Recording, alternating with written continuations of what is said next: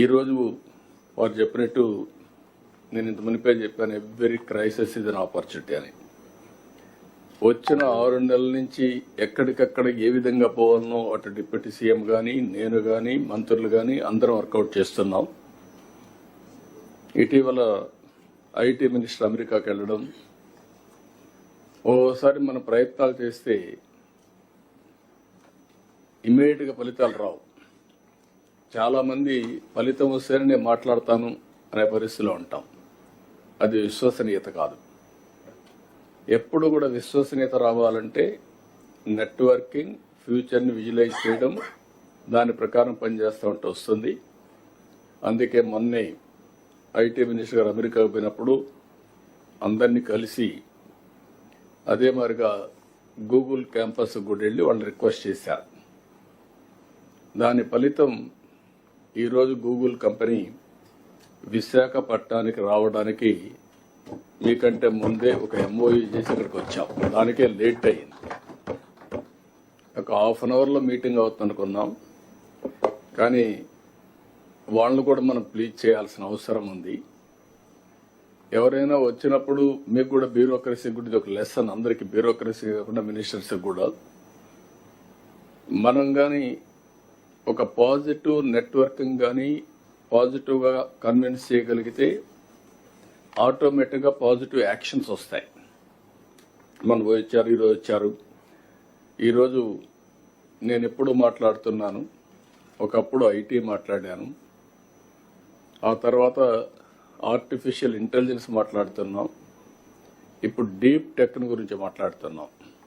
అంటే వేరియస్ మార్పులు చేర్పులు వస్తున్నాయి భవిష్యత్తులో. వారు ఈరోజు వచ్చినప్పుడు అగ్రిమెంట్ చేసుకునేది ఒక ఎంఓయూ చేశాం. We're looking at a big opportunity in AI. Signed an MOU with Google. This will help in huge development in Visakhapatnam. ఈరోజు వాళ్ళు వచ్చినప్పుడు అంటున్నారు, విశాఖపట్నం మీరు ప్రపోజల్స్ చెప్పిన తర్వాత వెళ్ళాం, ఫస్ట్ హ్యాండ్ కొంచెం సర్వే చేసుకున్నాం. మా లెక్క ప్రకారం one of the best city, we're totally impressed అనే పరిస్థితికి వచ్చారు. ఇప్పుడు బిగ్ ఫర్మ్స్ లైక్ గూగుల్ కానీ ఇక్కడికి వస్తే, విశాఖపట్నానికి వస్తే స్ట్రాటజిక్ ఇన్వెస్ట్మెంట్లో that is a game changer. ఎందుకు నేను ఈ మాట వాడుతున్నానంటే, డేటా సెంటర్ రాగలిగి అదే మరి artificial intelligence, machine learning, deep tech ఇవన్నీ కానీ ఉపయోగించగలిగితే ఇది గ్లోబల్కే, ప్రపంచానికే ఒక సర్వీస్ హబ్ కింద తయారవుతుంది. డేటా సెంటర్ వచ్చి, ఆర్టిఫిషియల్ ఇంటెలిజెన్స్ వచ్చి, అదే సమయంలో సీ కేబుల్ ఇవన్నీ కనెక్ట్ చేస్తే ప్రపంచానికి అనుసంధానం చేసే పరిస్థితి వస్తుంది. ఏఐకే ఇది ఒక స్ట్రాటజిక్ లొకేషన్ అవుతుంది. నేను ఇటీవల కాలంలో మీ అందరితో మాట్లాడుతున్నాను, మళ్ళీ కూడా ఈరోజు కూడా అంటున్నాను, మీరు ఎంత హార్డ్ వర్క్ చేశారనేది ముఖ్యం కాదు, ఎంత స్మార్ట్ వర్క్ చేశారనేది ముఖ్యం. మనకు అవుట్కమ్స్ రావాలి.